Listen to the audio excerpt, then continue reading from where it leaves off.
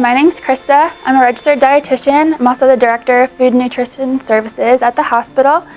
Today we're going to be talking about healthful eating and really a mindful approach to nutrition. As we look at fruit, here at the men and women categories, for women who are between the ages of 31 and up, all the way up over 51, the daily recommendation is 1.5 cups, and for men it's 2 cups.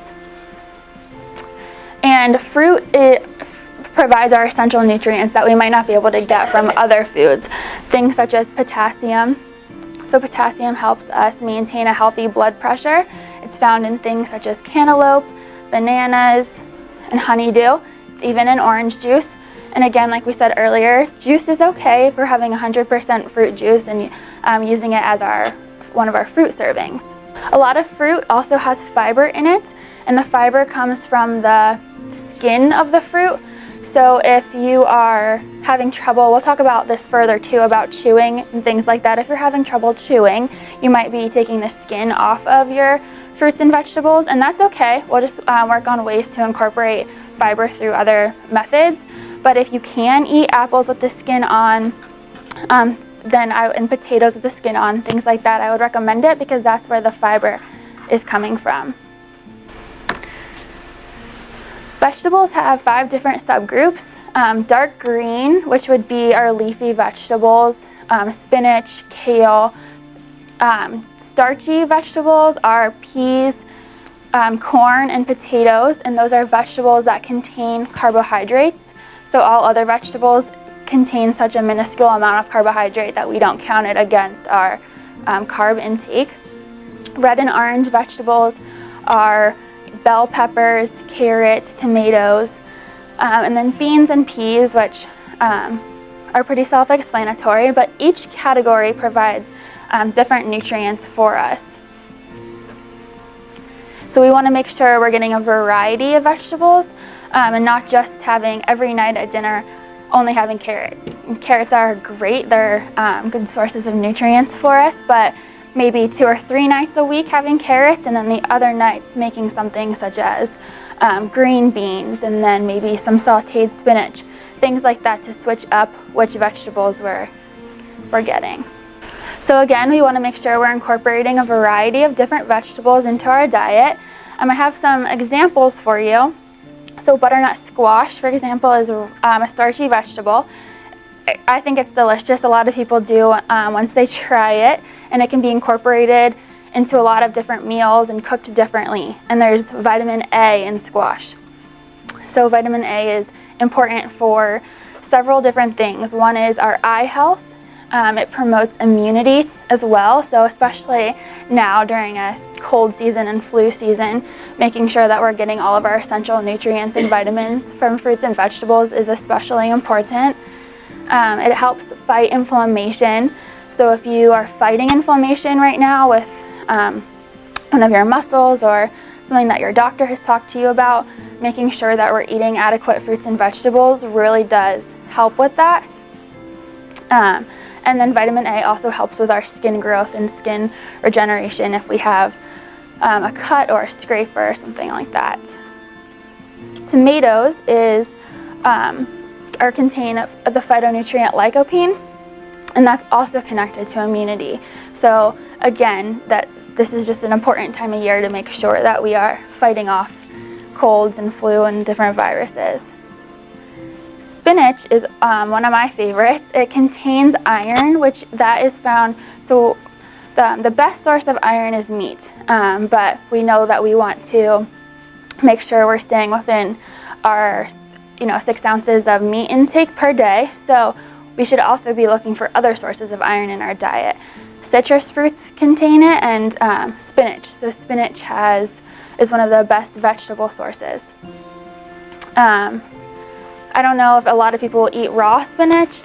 If you don't, it's one thing to try. If you don't like it like that, you can saute it, you can add it to soups, you can even add it to smoothies. It does not alter the taste of it. If you're someone who likes to blend up fruit and yogurt at home, adding spinach to it might sound strange, but it really doesn't alter the flavor, and it adds those nutrients for us. So next we'll talk about grains.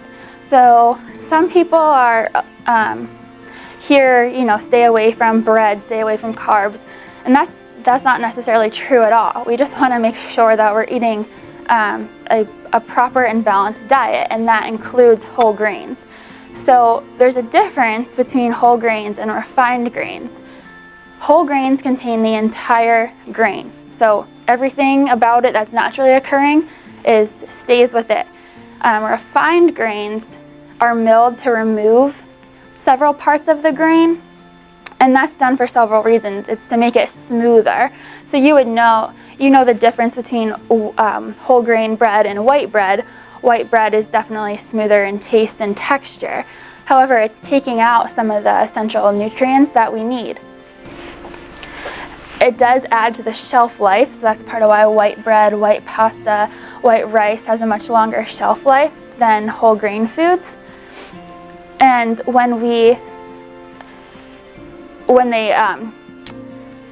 they add back in the nutrients to refined grains. However, they're not adding back in the fiber, and that's a really important factor that comes along with whole grain bread products. So a great thing to think about when we're eating grains is to make half of your grains whole. It's a good goal. So if you are someone who might have your sandwich on toast at lunch, and then maybe at dinner you're having a piece of lean protein with a side of rice, maybe if you are cooking white rice that night, then earlier in the day have your sandwich on whole grain bread, whole wheat bread. 100% whole grain is what we're looking for, and that would help you achieve the goal of making half of your grains in a day whole grains.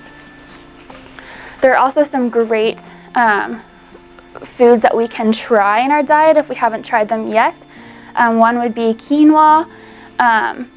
It tastes similar to rice and has a texture similar to rice, and it can be used in place of it in a lot of different recipes. If you have a rice soup or a chicken and rice soup or a stir fry, something like that, replacing it with quinoa is a great way to get more nutrients in our diet. Quinoa has, it's actually a complete protein, which means it contains all essential nutrients that we need. It wouldn't meet our daily requirements of all essential nutrients, but it would help us get jump started on meeting those goals for the day, as opposed to white rice, which really doesn't contain any essential nutrients that we need. It's there to provide energy in the form of carbohydrate, which we can get our carbohydrate energy through things such as oatmeal, quinoa, brown rice. So that brings us to protein. So protein is more than meat. So of course it's poultry, beef, fish, but there's also protein found in nuts and seeds, eggs, and beans, and even in soy products. So our goal here is to choose lean meats.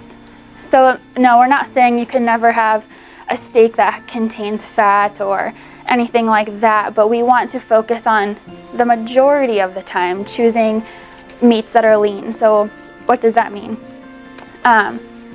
When you're buying like ground beef or ground meats at the store, you want to look on the package for it to be at least 80% lean.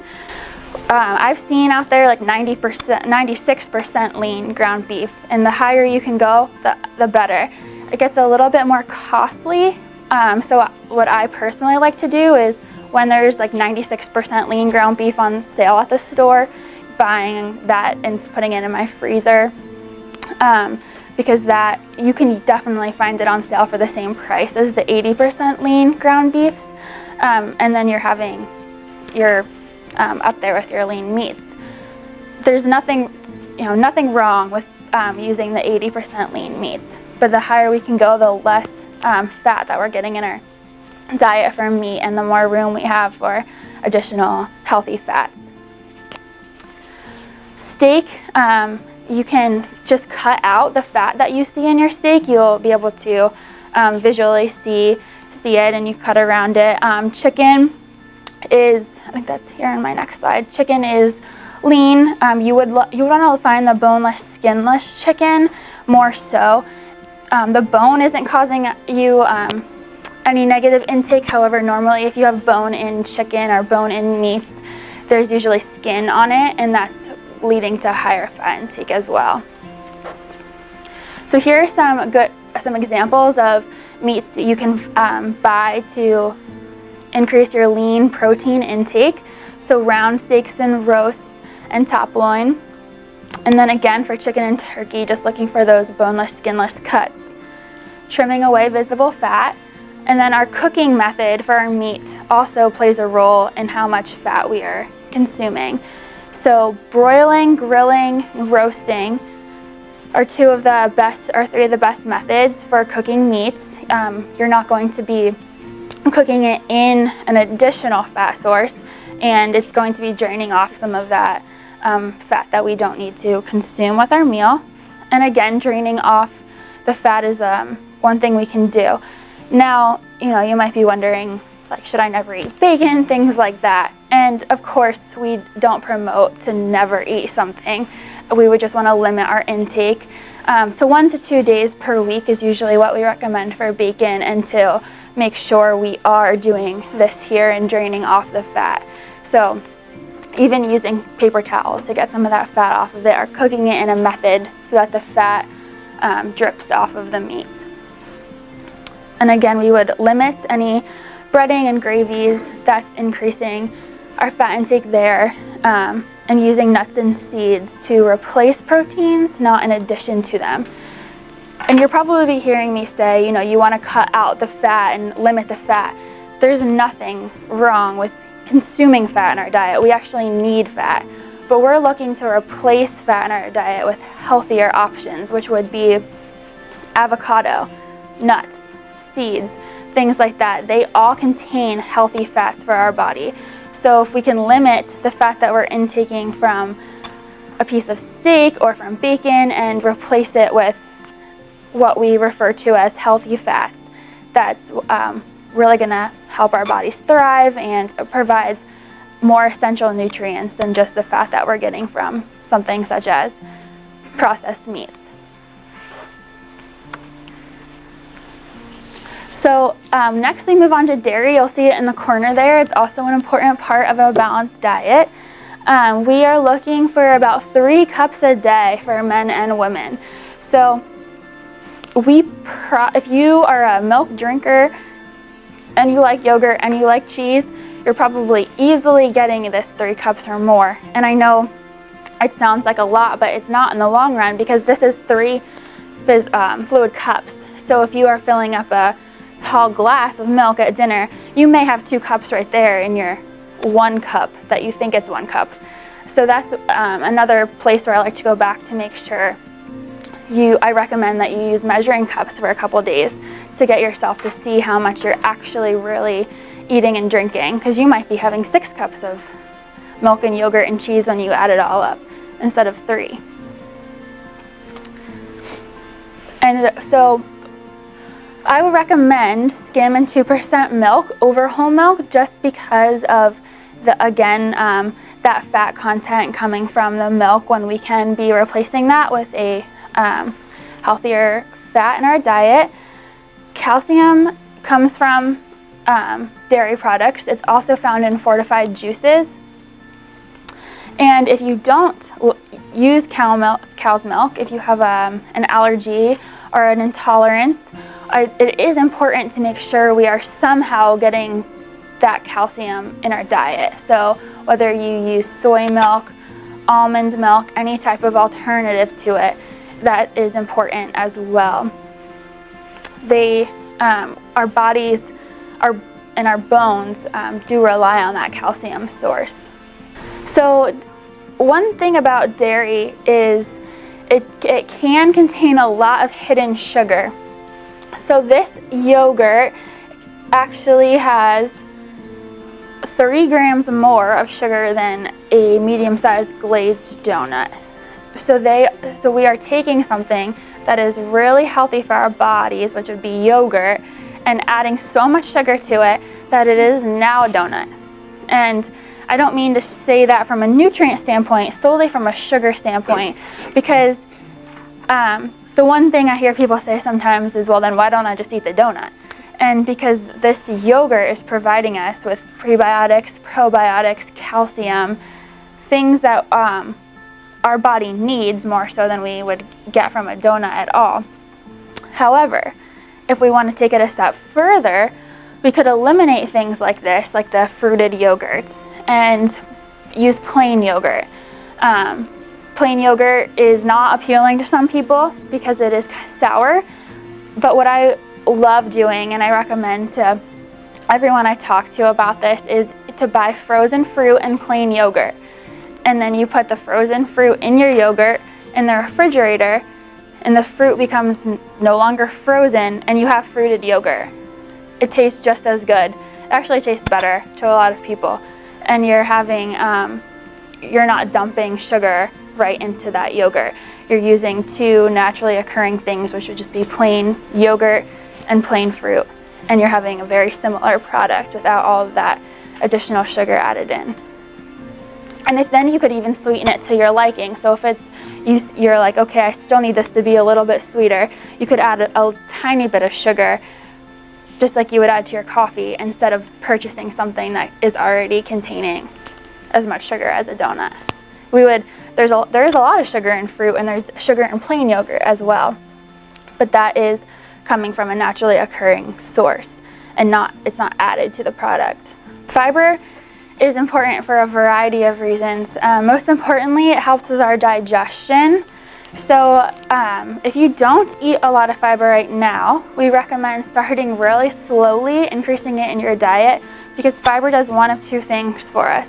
It either speeds up our transit time, which means that it helps us to digest food and go to the bathroom, or it can have the opposite effect if you're not used to eating fiber, and it can bind up your digestive system and lead to constipation. So you want to slowly increase the fiber that you're eating in your day, and make sure that you're supplementing that with increased fluids.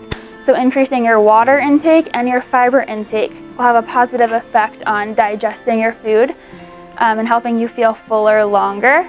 So if you were to increase your fiber intake at lunch, you might feel fuller for a longer period in the day. So high fiber foods are things such as bran and whole grains, like oat bran cereal is one of the highest fiber foods, or Fiber One. So those are things that you can easily spot at the store that contain fiber, as opposed to like Lucky Charms or another cereal like that that's not fortified with fiber. Beans are a good source of fiber. Again, like we said earlier, the skin on fruits and vegetables, so potatoes that contain the skin, like a baked potato or an apple, and then leafy greens also increase our fiber. So again, that goes back to the spinach and the kale and the spring mix. Those are all great sources of fiber. We should be eating at least 3 times a day. Like 3 should be the minimum. 3 to 5 is normally the recommendation, so that would be breakfast, lunch, and dinner, and 2 snacks. But we need to listen to our bodies. So if you're really not hungry at some point in the day, that's okay.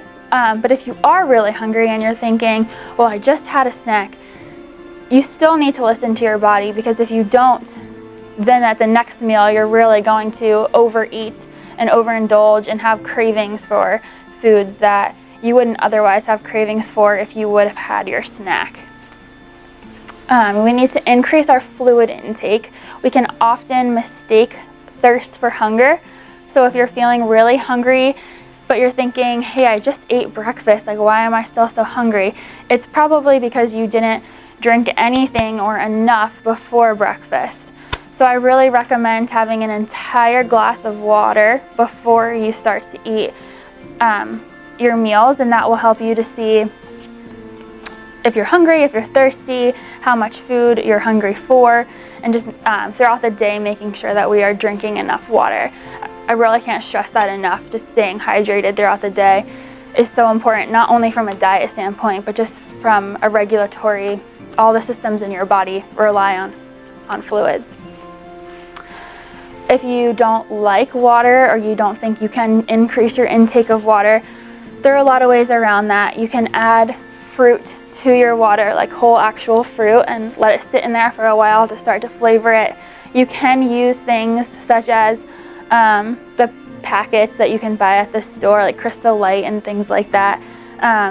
You know, some people think that they will taste artificial. They do contain artificial sweeteners a lot of the times, but I would rather see you choose to use those products than to not drink anything. So adding something like that to flavor your water will help you to increase fluids. Again, I don't recommend only drinking juice and milk, but if you can add in a cup of 100% juice or a cup of skim milk to your day, you're still staying hydrated from those products. Eating only in the kitchen will help us to stay mindful of what we're eating, not take an entire bag of chips or something like that into the living room, because that really, you're going to be distracted if you're in there more so than if you're in the kitchen and lose track of what you're eating. If you did want to leave the kitchen to eat, only take with you like your portion, instead of taking an entire snack bag or something similar to that. Planning your meals ahead of time will really help as well.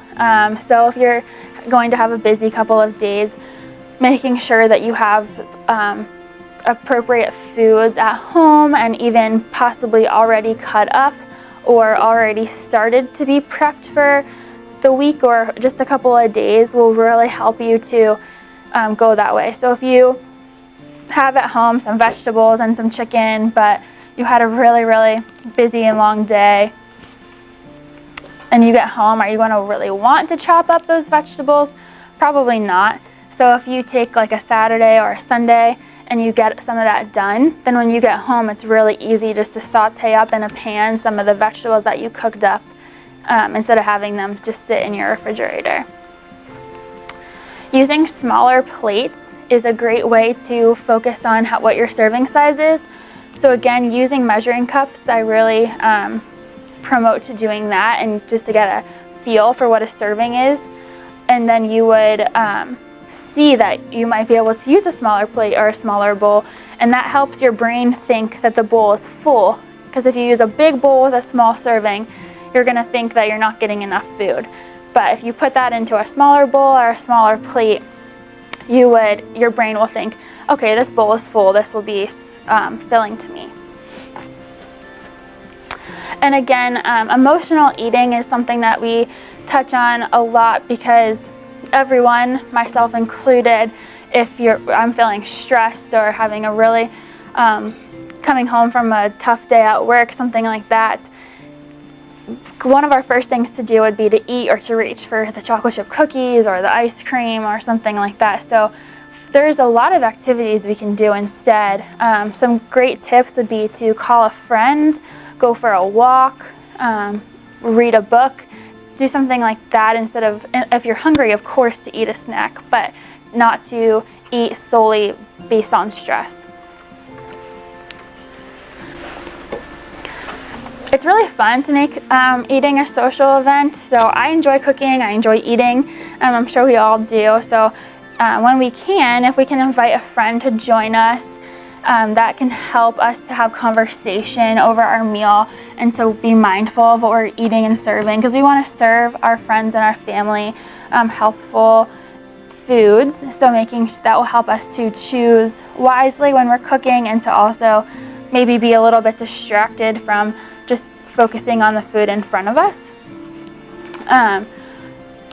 Taking part in a potluck is something that we recommend too, because you could bring something small to it, and if everyone brings a small healthful dish, then you instantly have a meal available to you, and you didn't have to prepare the whole thing. So getting together with friends and saying, I'll make a tossed salad, I'll make a pot of chili, and I will make another side or bring a drink, then you all instantly have a very well-balanced meal that you didn't have to necessarily spend time to make the entire thing. And the same thing goes for a senior center or a church hall, that you can share meals with friends. So we said before to make sure we're eating enough snacks throughout the day. So here are some good ideas for snacks. Vegetables with something such as hummus. Hummus is made from chickpeas and contains protein. So if you're putting hummus on carrots, you right there have your vegetable, so it's a small amount of carbohydrate. You have your protein and your fat. Hummus contains both of those. Low-fat string cheese, I would recommend pairing that with fruit, so maybe chopped up apple with string cheese. Same thing with the yogurt, like we said before, pairing that with frozen fruit. Fruit with peanut butter, so peanut butter and hummus are similar in the fact that they both contain protein and fat, or something possibly like natural popcorn. Looking for the popcorn at the store that says it's 100% popcorn, not all of the added butter and salt that we can find in some varieties.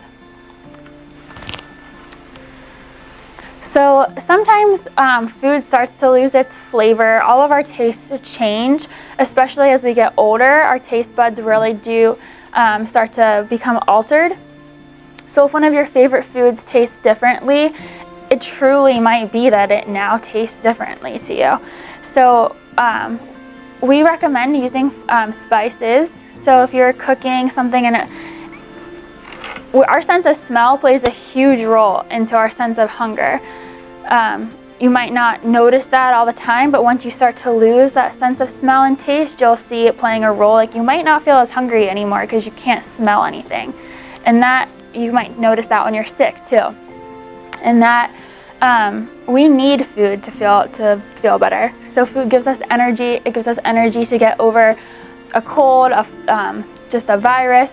And also as we age into through life, we need that food to keep us nourished. So what are we going to do if we don't think that it tastes good, or we're not having a desire to eat? And that's to add herbs and spices. And herbs and spices are actually really beneficial to our diet. Things that you might not think to add. Cumin is a good example, and it contains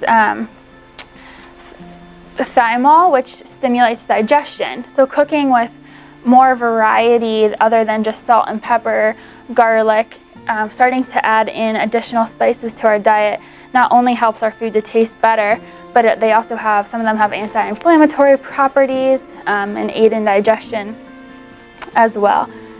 Vitamin C, again, that boosts our immune system and is also found in cumin. So if you are feeling sick, we still need to eat. So getting smoothies or soup, anything like that into your day will help you to feel better. However, we want to make sure we're still meeting our calorie needs to the best of our abilities while we're feeling under the weather. So adding milk, powdered milk, anything like that will help you to get enough calories. So if you're making a soup or you're using a soup at home, you can always add to it to increase your calorie intake. Vitamin C and zinc are both two nutrients that will help us fight off any illness or help us get over an illness, and they're found in a variety of foods. Whole grains, fortified cereals, citrus fruits, and leafy grains are four of the best sources of those two nutrients. So I've said a lot throughout the presentation so far on making sure you're reading or you're measuring your food and eating a proper serving size. So where do you find out what the serving size is on the nutrition facts label. So you want to read the label when you're shopping. It's right on the side of the box. Or if you're having fruits and vegetables, then we talked earlier about having 1 cup, 2 cups, what a serving is for that. And this is an example of what you would find on a food at the store. So you'll see here this is where the serving size is and tells you the servings per container. So if something has 2 servings in it, but you eat the whole thing because you're having it as your entire snack or something like that, we would need to double all of this. So just keeping in mind that these facts on the nutrition facts label are based off of 1 serving, not the entire box. So if you have trail mix is a great example. It's a very small serving size. Usually there's 4 to 6 servings in a small thing of trail mix. So if you're counting, either A, counting your calories, or B, watching your sugar or fat intake, we need to keep that in mind and actually read the label to see what one serving is, or if we have 2 servings, to count that as two snacks and as opposed to 1. So you'll see that they give you a serving size, the calories, and then this right in here is what you were looking to limit increased intake. So that would be the saturated and trans fats, cholesterol, and sodium. Below, you want to find foods that these numbers in blue are high. So gold, look for lower numbers, and blue, look for higher. So the blue is fiber, and then any vitamins and minerals that might be found in that food. So like we said before, some cereals, for example, are fortified with iron and calcium and different nutrients. So we want to look for, like, we might take 2 boxes, be deciding between 2 types of cereal at the store. So you're going to take both boxes and put them next to each other, and you might see one has 5 grams of fiber and one has 0. So you would hopefully lean towards the one that has the fiber in it. Or you might see that one provides you with 25% your daily value of iron, and one provides you with none. So you would, whichever nutrient is more important to your personal diet, you would want to compare different products in the store to see what's going to help you meet your goals. Recently, I want to say just in this past year, a new law was passed that sugar needs to be broken out into naturally occurring sugar and added sugar. Because like we said before, even things like milk and plain yogurt that don't have any type of sugar added to them still tell you on the label that maybe there's 8 grams of sugar in a serving. And that's really confusing to people. And that's sugar that's coming from the carbohydrate source. So naturally occurring sugar is found in carbohydrates. Same thing with fruit. But you'll see, so maybe at the store, you're having trouble with chewing raw apples, raw pears. So you're now buying canned fruits or chopped up fruits. That's fine. But you would want to look on the label and see that there's no added sugar to that, and you would be having the same product as if you were biting into a whole apple. So if you like to add those peach cups to your meals to increase your fruit intake, you want to look for ones that are canned or processed in water instead of in sugar.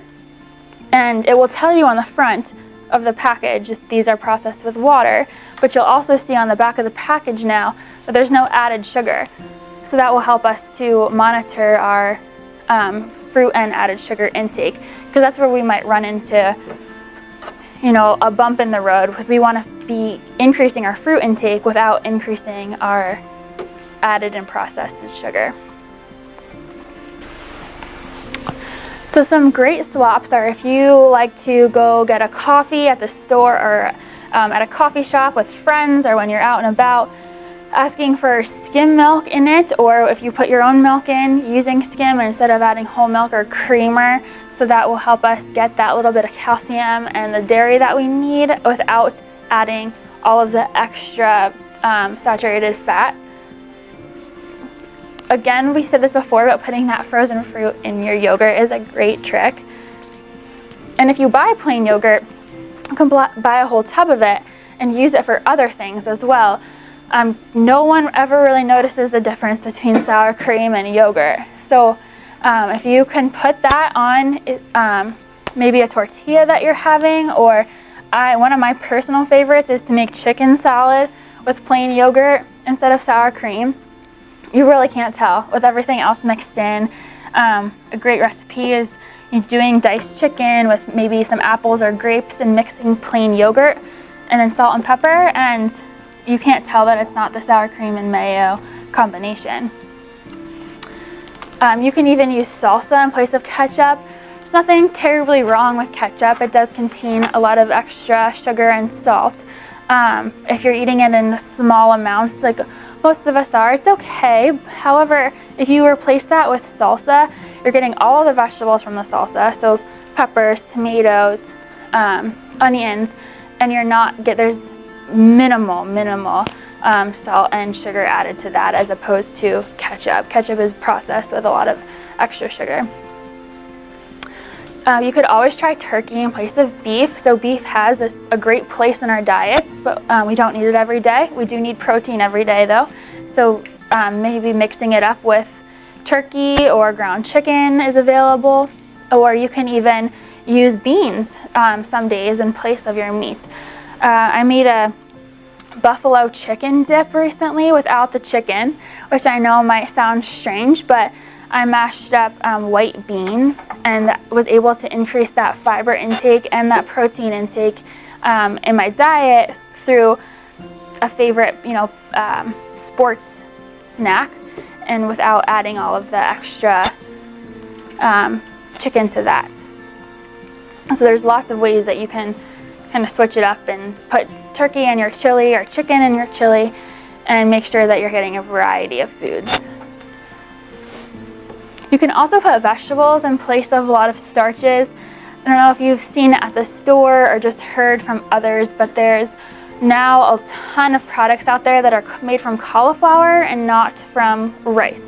So there's rice cauliflower, there's mashed cauliflower, and these can all be found in the same frozen section as any old vegetable.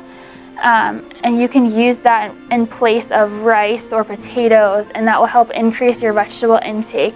Not everyone likes just raw cauliflower, but it's full of nutrients, essential nutrients for us.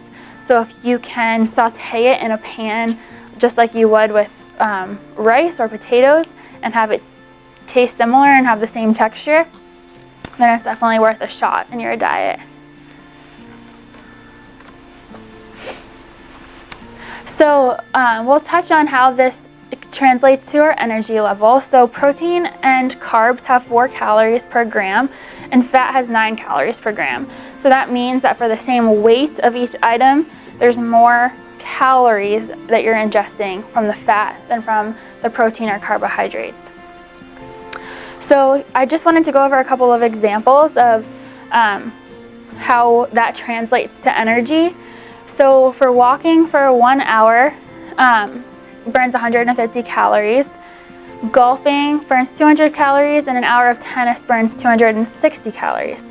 So then if we look at the next slide, an example is a Nature Valley bar has 190 calories.